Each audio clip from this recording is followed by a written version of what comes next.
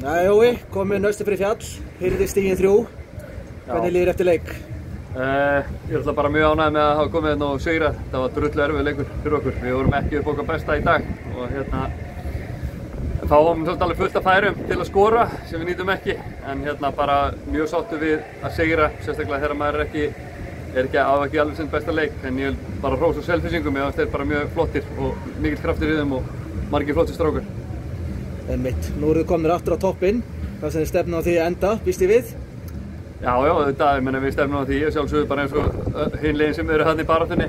Við vitum það samt að við þurfum náttúrulega að gera töluvert betur en við gerum í dag og við þurfum að vera með augun á boltanum.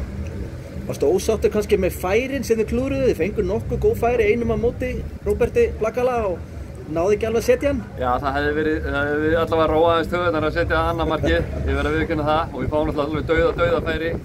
En svona þetta bara, en mér fannst samt bara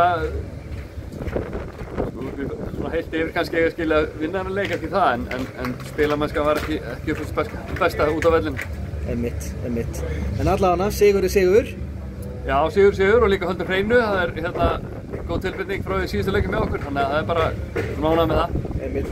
Segðu mér aðeins skiptingin í hálfleik.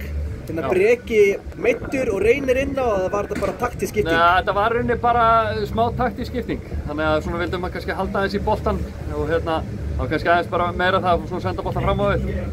Breki og Reynir eru ólíkir leikmenn, koma með sérkvæmt hlutina á borðið og við fannst við þurfa í seinni hálfleik að ná að setja boltan aðeins aftur fyrir þá og Reynir gerði það ágætlega. Einmitt.